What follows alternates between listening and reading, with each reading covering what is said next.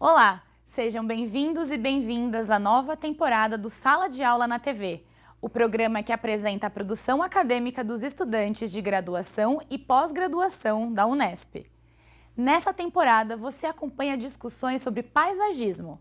Vamos descobrir as origens e conhecer aspectos paisagísticos e culturais que marcam a presença de algumas plantas em nossos jardins e cidades. As reflexões fizeram parte da disciplina Repertório Vegetal e Paisagístico na Construção do Território Paulista, ministrada pela professora Marta Enoquibara em 2018 e 2020, na pós-graduação em Arquitetura e Urbanismo da FAAC, no campus de Bauru. Nesta edição, vamos saber mais sobre a palmeira imperial, uma planta que chegou ao Brasil no Império e que conquistou a República. Você vai acompanhar o percurso da palmeira, das Antilhas ao Rio de Janeiro e sua posterior difusão em São Paulo. Participam do episódio Ananda Rosa e Daniel Ferrari. Bom programa! Olá a todos e todas, sejam bem-vindos ao Sala de Aula na TV. Nessa temporada, temos como tema a circulação das plantas nos jardins. Olá, Daniel, obrigada pela presença, bem-vindo. Olá, Marta. Olá, Ananda. Obrigado pela presença das duas. Obrigada. Olá, Ananda. Bem-vinda. Obrigada pela presença.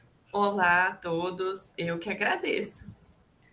Pessoal, nós vamos conversar com vocês hoje sobre um dos resultados da disciplina Repertório Vegetal e Paisagístico na Construção do Território Paulista, que teve como tema de trabalho a circulação das plantas nos jardins. O que consistiu esse trabalho?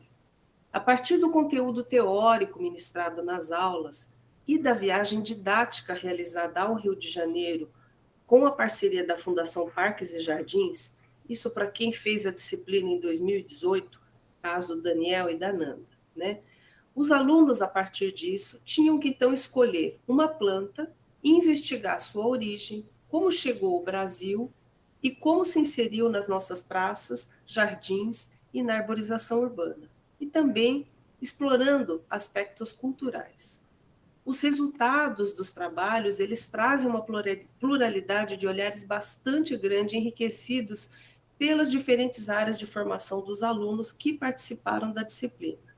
No caso de 2018, nós tivemos profissionais de arquitetura e urbanismo, como o caso da Daniel e da Nanda, e também ecólogos. Bom, hoje nós vamos falar sobre a palmeira imperial. Mas, Daniel, antes de qualquer coisa, explica para o pessoal por que você escolheu a palmeira imperial. Bom, Marta, a escolha ela foi pessoal, né? Dentro de um leque de opções de outras plantas que foram propostas por você. Eu escolhi a palmeira imperial devido ao período da sua implantação, da sua chegada no nosso país, que foi o Império. Como a minha pesquisa da minha dissertação ela tratava desse mesmo tempo histórico, ou seja, o período imperial, eu escolhi uma planta que, como nós vamos ver a seguir, ela tem a sua história intrinsecamente ligada à corte e a tudo que ela representava ou buscava representar. Então vamos lá, para esclarecer para o pessoal também outra coisa, Daniel. Qual é a diferença entre a palmeira imperial e a chamada palmeira real? As duas são muito confundidas, né? São a mesma planta ou não? Olha, Marta, com nomes populares de plantas, a gente sempre tem que tomar um certo cuidado, né? Algumas pessoas chamam a palmeira imperial de real e a palmeira real de imperial e vice-versa, né? Mas na verdade elas são duas espécies diferentes. Nossa, eu achava que eram a mesma planta. Então, as duas, elas são da mesma família e do mesmo gênero, que é o gênero Roystonia. Na verdade, existem uns 10 tipos de Roystonia, tá, gente? Nós vamos falar aqui da diferenciação entre a Roystonia oleracea, que é a palmeira imperial, e a Roystonia regia, que é a chamada palmeira real cubana. Visualmente, não é tão simples assim de identificar qual é a palmeira imperial e qual é a palmeira real para um observador leigo, né, Daniel? Verdade, verdade. Ainda mais se estivermos falando de indivíduos jovens, ou seja, as palmeiras com poucos anos de idade, certo?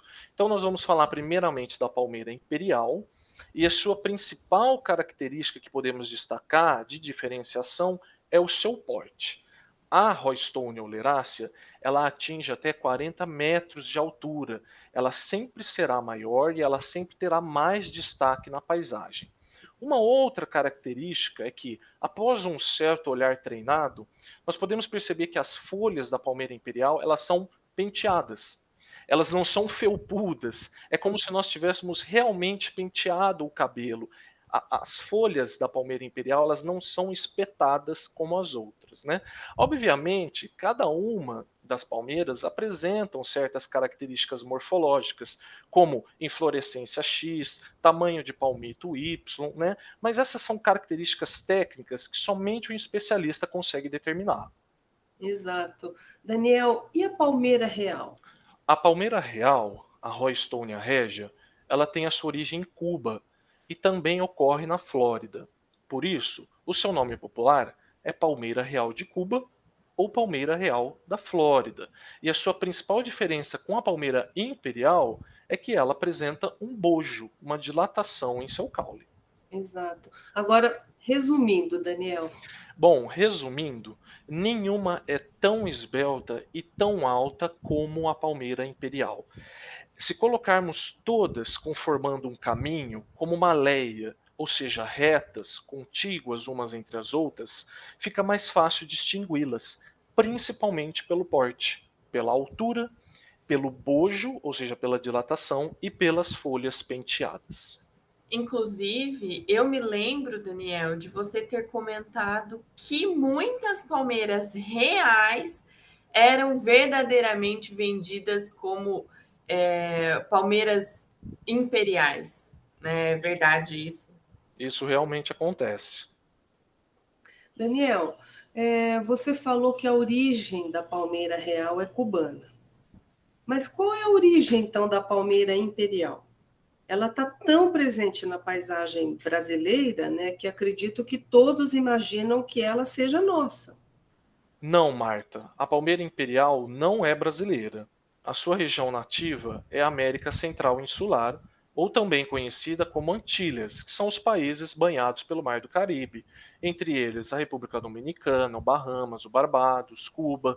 Ela também ocorre no norte da Venezuela e no nordeste da Colômbia, como vocês podem observar no mapinha a seguir. Se ela não é nativa do Brasil, e hoje nós temos a palmeira imperial em vários lugares do nosso país, como que ela veio parar aqui? De onde ela veio? Bom, para responder essa pergunta, eu vou ter que contar uma pequena história, que é muito interessante, na verdade, e que se confunde com a vinda da família real portuguesa para o Brasil em 1808. Né?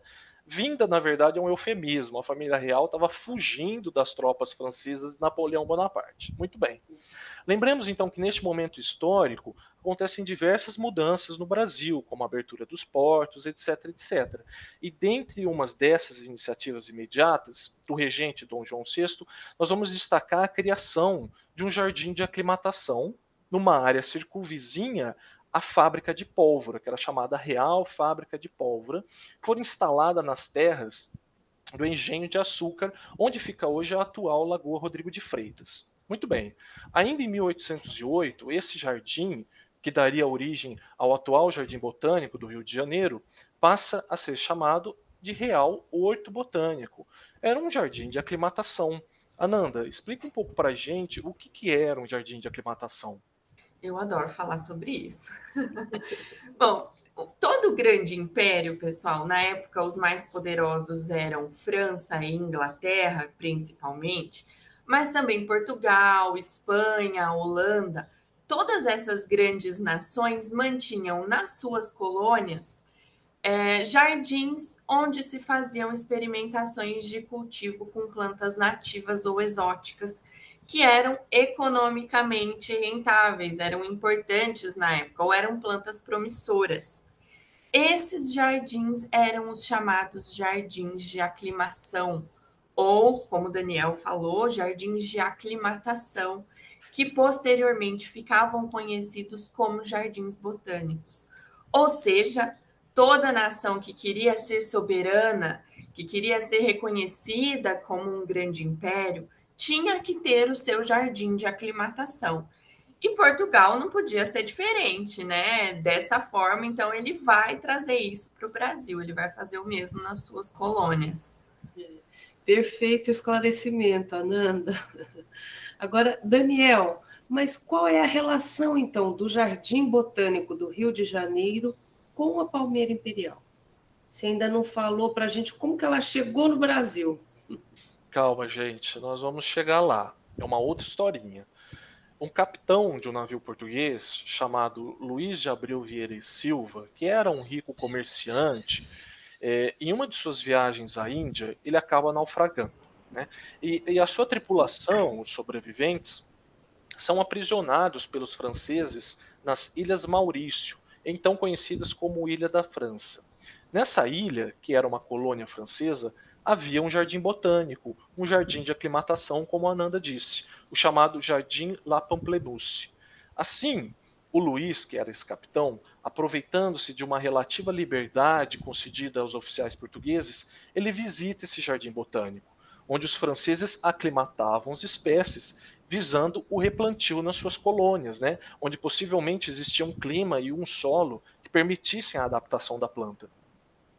Daniel, eu me lembro que no seu trabalho você abordou que o comerciante, capitão, usou das suas habilidades negociadoras para adquirir sementes de cravo da Índia, jaqueira, lixia, canela, fruta-pão, noz moscada, manga e a palmeira imperial, entre muitas outras espécies.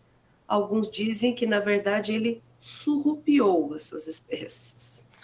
Sim, Marta. Depois, na verdade, com um pagamento de um grande, de vultoso resgate, ou seja, muito dinheiro, deu aos portugueses aprisionados a liberdade, né? E eles vieram para o Brasil. Dizem que durante a viagem, a cabine do capitão Vieira e Silva parecia uma verdadeira estufa, onde ele cuidava com extrema dedicação das plantas que ele tinha subtraído dos seus inimigos franceses. Tá, mas o que acontece ao chegar no Rio de Janeiro?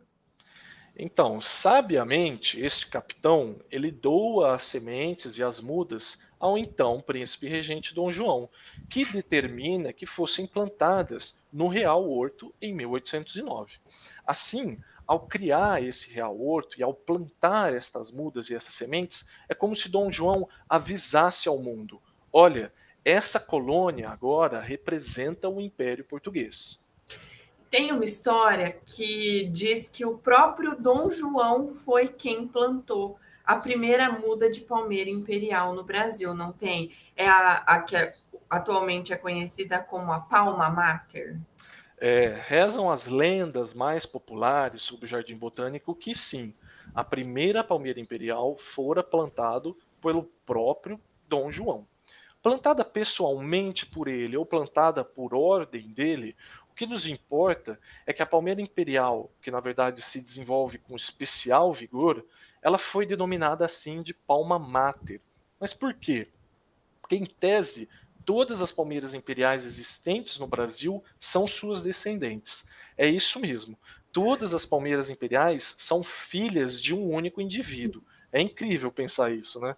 Nossa, Daniel, é incrível isso mesmo, né? Todas as palmeiras imperiais são filhas, então, de uma única planta, né? De uma única palmeira. Sim, é verdade, Ananda. De certa forma, a gente pode afirmar isso, né?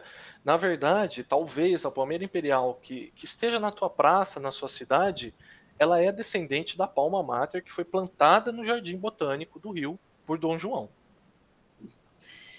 Daniel, quando a gente visitou o Jardim Botânico do Rio de Janeiro, nós fomos ao local onde ficava a Palma Mater, né? Eu vou só explicar rapidamente para o pessoal que está nos assistindo que a disciplina onde foi desenvolvido, né, esse trabalho, ela tinha duas partes.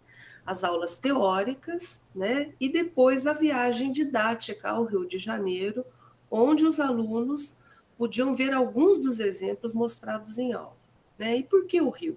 Porque o Rio, como todos sabem, ele tem jardins desde o Brasil Colônia, Império, República, além dos jardins modernos e contemporâneos. é uma aula, uma verdadeira aula ao vivo, né? Mas, voltando à Palma Mater, explica para a gente a infeliz tragédia que ocorreu. Pois é, Marta. Infelizmente, a Palma Mater, que foi plantada por Dom João, ela existiu até 1972, quando foi atingida por um raio, né? Uma verdadeira infelicidade.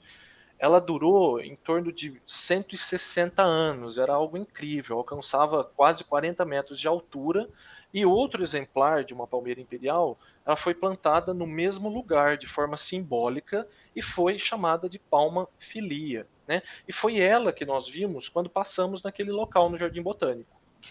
Daniel, Marta, vocês lembram de quando estávamos lá no Jardim Botânico do Rio de Janeiro e nos contaram uma história, tradição oral, que os escravos roubavam sementes, distribuíam? É verdade isso? Ou é lenda?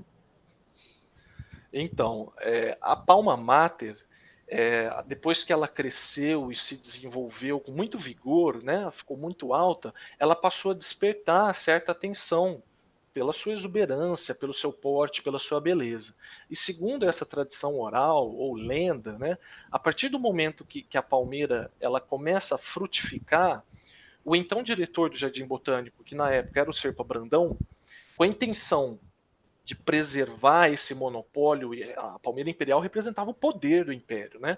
Então, com essa intenção de preservar o monopólio, ele determinou que se queimassem todas as sementes, né? Entretanto, esta lenda, essa tradição conta que os escravos que trabalhavam no jardim levantavam-se na madrugada, subiam a palmeira e colhiam as sementes e depois revendiam, como se fosse um contrabando, né? E essa é uma das várias lendas do Jardim Botânico. Acho que essa seria, então, não é, Daniel, Ananda, uma das razões da sua ampla e rápida difusão, né? Tornando-se mais conhecida até do que as palmeiras da nossa flora nativa, apesar dos esforços do administrador do Jardim Botânico, Serpa Brandão, como você ressaltou, né?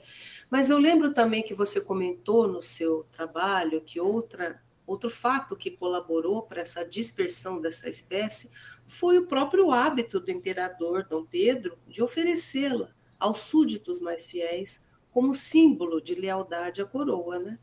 Sim, e disso, o resultado era, na verdade, a presença da palmeira imperial nos jardins dos solares, das fazendas, de toda a nobreza do Império Brasileiro. Será que a gente consegue mostrar para o pessoal de casa, para quem está nos assistindo, onde estão localizadas essas palmeiras imperiais no Jardim Botânico? Porque aí, quando forem visitar, dar um passeio ali pelo jardim, eles também podem tirar fotos, né? Nós tiramos fotos. Conta para o pessoal aí, mostra para eles como que a gente consegue acessar, localizar essa planta. Claro, vamos mostrar. Então, pessoal, nós temos que entrar no site do Jardim Botânico do Rio de Janeiro e o link vai estar aí abaixo ou na tela. Então, primeiro nós vamos entrar no site, nós vamos clicar aqui em trilha histórica e baixar um folder, certo? A imagem, o mapa que está aparecendo, eu recortei do folder, né? Então, a localização das palmeiras imperiais, elas estão distribuídas e conformadas em duas aleias, que são esses dois retângulos vermelhos. O retângulo de baixo é a Rua Jardim Botânico, que margeia essa parte de baixo da imagem. E o destaque está em um retângulo horizontal. E o retângulo em vertical é a aleia mais famosa, conhecida como Aleia Barbosa Rodrigues. Daniel, vamos mostrar para o pessoal também, né, uma foto antiga e atual da Rua do Jardim Botânico? Claro. Então, nessa imagem à esquerda, nós estamos vendo uma foto do Marque Ferrez, cerca de 1885, que é a Rua do Jardim Botânico. E a imagem da direita que vocês veem é atualmente como está a rua. Temos também a foto daquela Leia mais famosa, a Barbosa Rodrigues, que é bem no centro do Jardim Botânico, né? Acho que pode aparecer. Inclusive, foi nessa Leia que nós tiramos a nossa foto lá no Jardim Botânico do Rio de Janeiro durante a nossa viagem lá, todos lindos na frente da fonte Acho que a foto vai aparecer aí para vocês durante a nossa viagem didática. Sim, exatamente, foi aí. Muito legal, né? Foi muito boa essa viagem. Gente, só para vocês terem uma ideia, essa Leia tem 740 metros de extensão, com 137 palmeiras imperiais plantadas, com uma altura média de 25 metros, e a coluna, a base dela, chega em torno de 1 metro de diâmetro.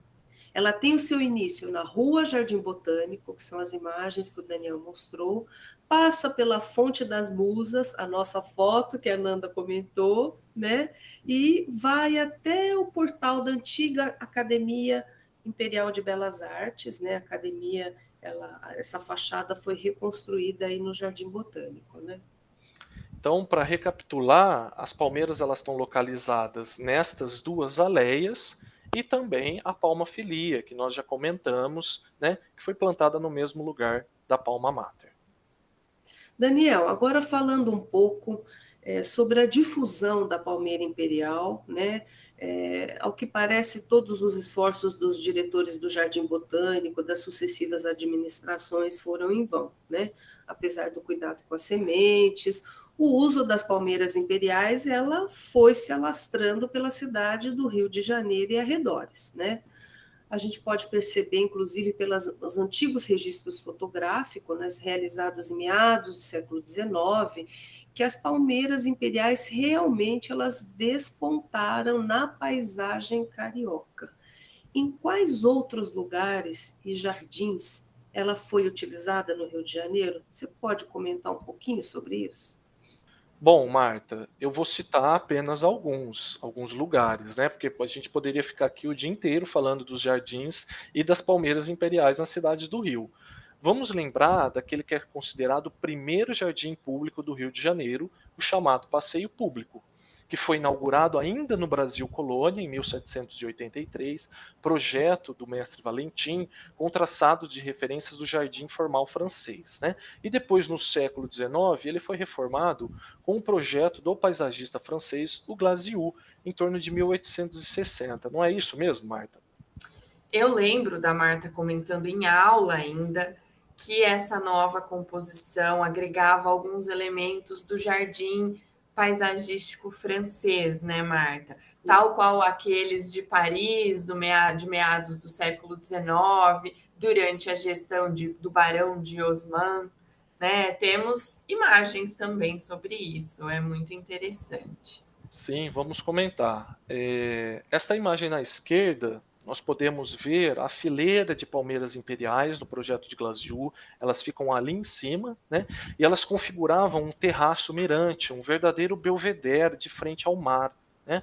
Elas foram se perdendo ao longo do tempo. Porém, hoje, ainda existem algumas que foram plantadas pelo pessoal da Fundação Parques e Jardins do Rio, através de um trabalho muito bacana de recuperação do jardim, que é essa foto da direita. É muito legal isso. Daniel, um outro projeto, né, muito emblemático é o canal do Mangue, né, que foi emblemático em relação ao uso das palmeiras imperiais. Vamos abordar rapidamente também sobre ele?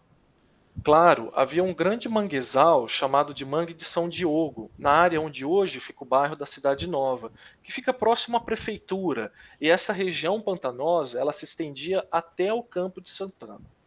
Então, conforme essa região crescia, o mangue ele ia incomodando. Na década de 1840, o governo imperial ele decide sanear essa área. Né?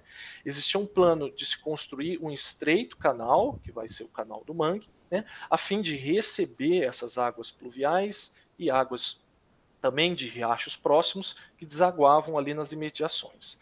As obras tiveram início em 1857 e foi o Barão de Mauá que conseguiu a concessão para os trabalhos. Né? Como vocês podem ver na imagem, o Canal do Mangue ele foi inaugurado em 1860 e o projeto de ajardinamento foi feito em 1875. Cerca de 700 palmeiras imperiais foram plantadas. Tinha um gradil de ferro que protegia todo esse canal e formava um belíssimo bulevar.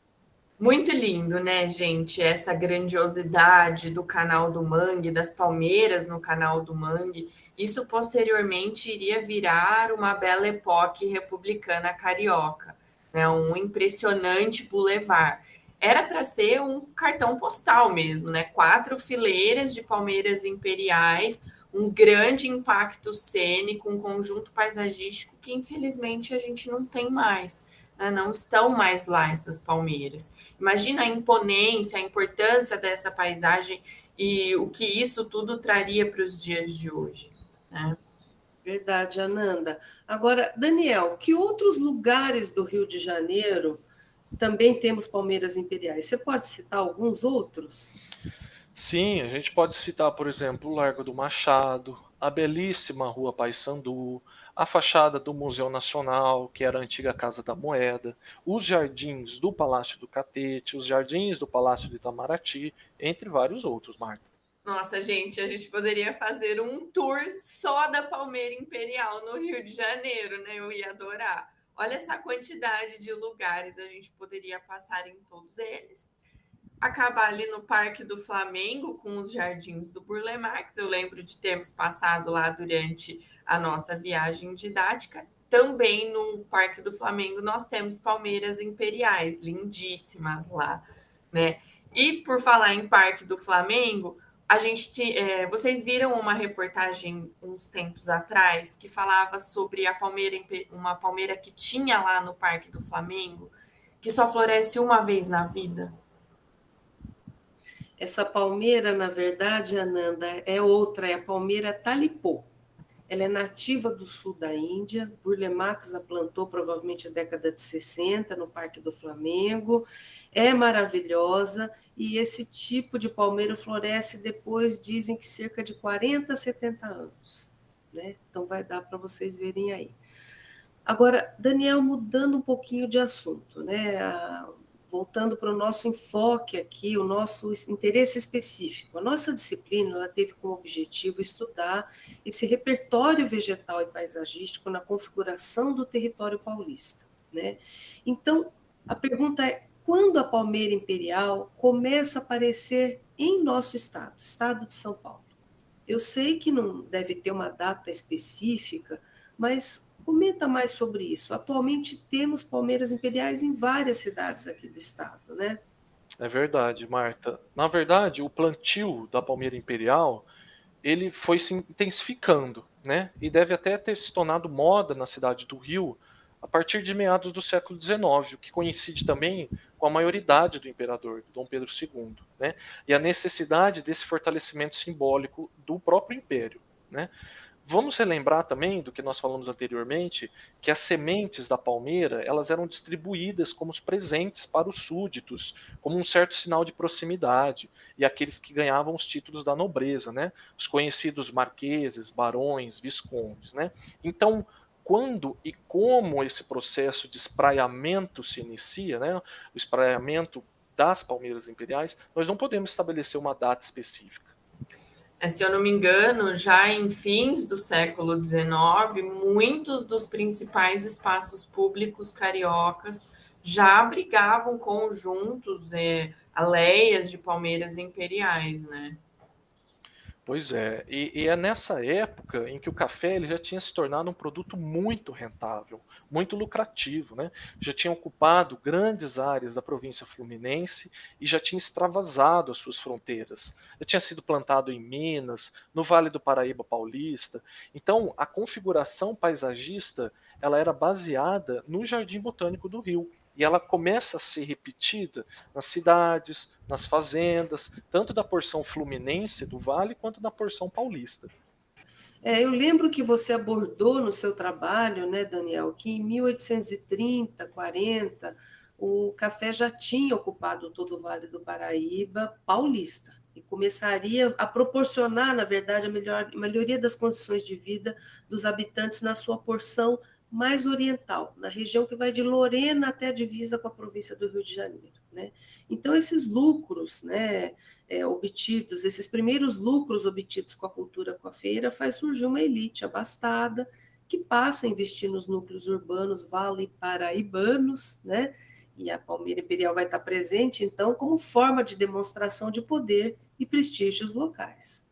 É como se todas as famílias abastadas que tinham grandes fazendas de café quisessem ter um pedacinho da importância do Jardim Botânico, da corte do Rio de Janeiro, de tudo que aquilo representava, né? Exatamente, gente. Nós podemos até supor que os primeiros exemplares eles começam a ser plantados a partir do final dos anos de 1870, após a instalação da ferrovia, né, que é a estrada de ferro de São Paulo até o Rio, que já foi implantada na fase áurea da cafeicultura na região.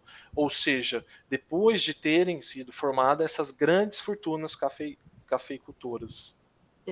Quase todas as cidades, né, do Vale do Paraíba Paulista, eles tiveram a presença marcada pelas palmeiras imperiais, né?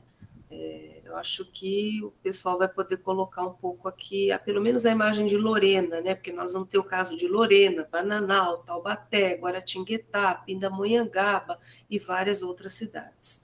Sim, na verdade, Marta, não é possível a gente afirmar qual foi realmente a lógica de entrada da espécie na região.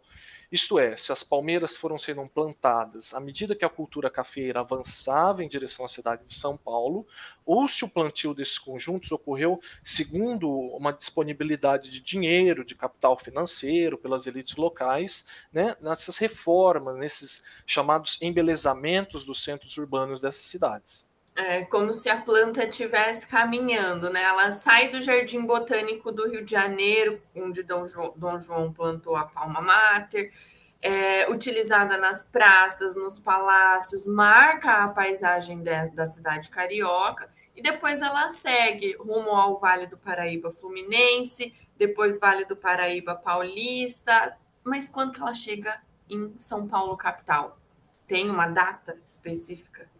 Então, Ananda, acredite-se que a palmeira imperial ela já circulava ao redor de São Paulo por volta de 1905, 1908, que são os relatos das excursões do botânico Usteri, né, que era um professor do curso de engenheiros agrícolas da Escola Politécnica, né?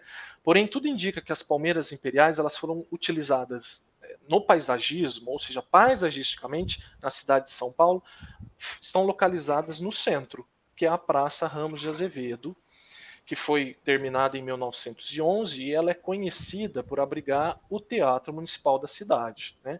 Então essa praça ela nasce junto com o museu, mas naquela época ela ainda não tinha o seu jardim, ela era conhecida apenas como uma esplanada do teatro, né? Marta, comenta um pouco mais para a gente conhecer a praça. Ok.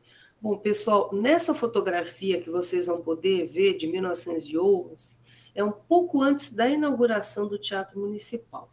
E podemos observar no primeiro plano, né, o Vale do Anhangabaú, os viveiros da Chácara Flora, num plano posterior os sobrados, que davam frente para a Rua Formosa, que foram posteriormente demolidos, para ampliação do Parque do Anhangabaú. À esquerda vai aparecer o Viaduto do Chá, e no fundo, a atual Praça Ramos de Azevedo, Teatro Municipal.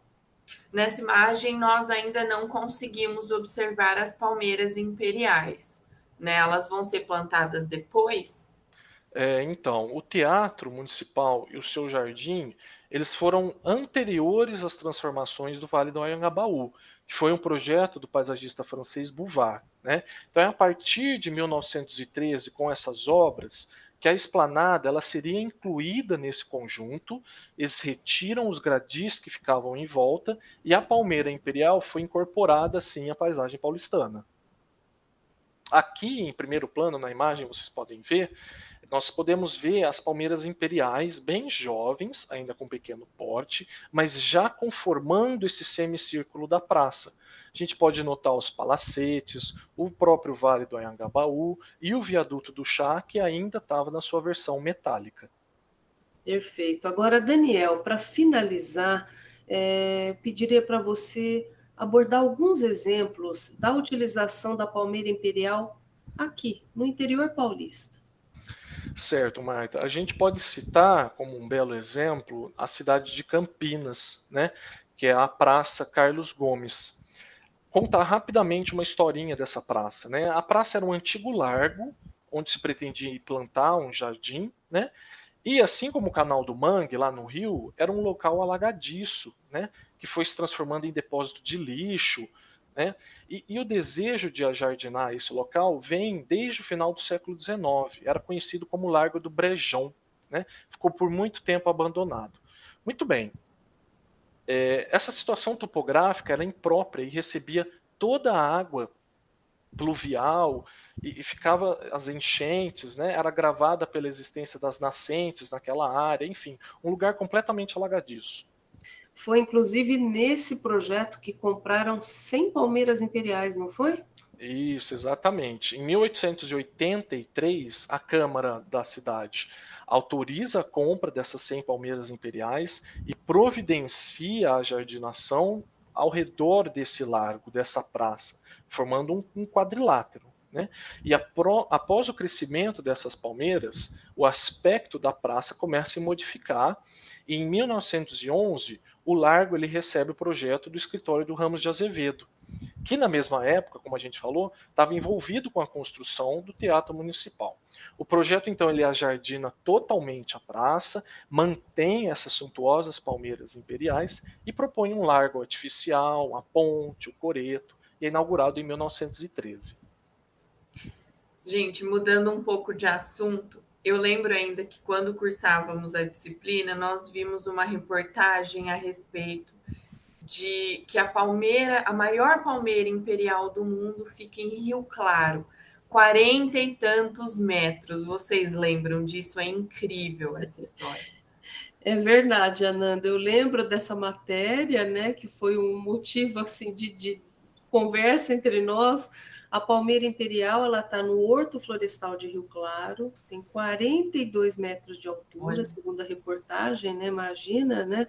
Quase um prédio de 15 andares, né? E foi, na verdade, descoberta por um aluno de doutorado que veio da Suíça, fazia pesquisa, intercâmbio na Unesp de Rio Claro. Bom, pessoal, agora para finalizar a nossa discussão, vamos entender um pouco o que deu o título ao próprio episódio, né? Por que a palmeira do imperador conquistou a República? Certo. Marta, muitas surpresas boas surgiram ao longo da pesquisa, né? Eu me vi como um apaixonado pela história da palmeira, da sua relação com a criação do Jardim Botânico do Rio e de toda a sua simbologia, né? Da sua utilização nas praças, nas avenidas, nas aleias, enfim. Eu fiquei surpreso como uma planta ela pode contar uma história, né? Ou a parte da história de um país. Né, por uma perspectiva que para a gente era totalmente inesperada. Hoje, quando eu vejo uma palmeira imperial numa praça ou em outro lugar, despontando na paisagem e obrigando você a elevar o pescoço para apreciar essa sua grandiosidade, eu vejo também a história da corte imperial, a disputa econômica que era trazer essas espécies e que representava o símbolo do poder, né? E por que não ainda representa até hoje, né? A palmeira imperial ela está associada a um processo de transformação da paisagem urbana em várias cidades, várias. E isso eu acho mais interessante. Ela rompeu, ela chega num momento em que ela rompe com esse padrão colonial que era estabelecido até então na cidade do Rio, e ela está presente em todo o período imperial, e depois ela é somada à República com a velocidade dos processos que foram possibilitados, por exemplo, pela implantação das ferrovias. Né? Então, a configuração paisagística que surgiu e se consolidou no Império, a República se apropriou e foi utilizado nos espaços de representação, como, por exemplo, no Teatro Municipal de São Paulo. Exatamente. Bom, pessoal, a conversa está muito boa, mas o nosso tempo se esgotou. Queria agradecer muito a colaboração de vocês na disciplina, a colaboração nesse episódio. Só tenho a agradecer. Muito obrigada. Obrigada, Marta. Obrigada, Daniel. Foi ótimo o bate-papo. Eu que agradeço, é sempre um prazer poder conversar com vocês. Um abraço a todos. Principalmente quando fala da palmeira imperial, né, Daniela? Obrigado. Obrigada, um abraço a todos e até o próximo episódio.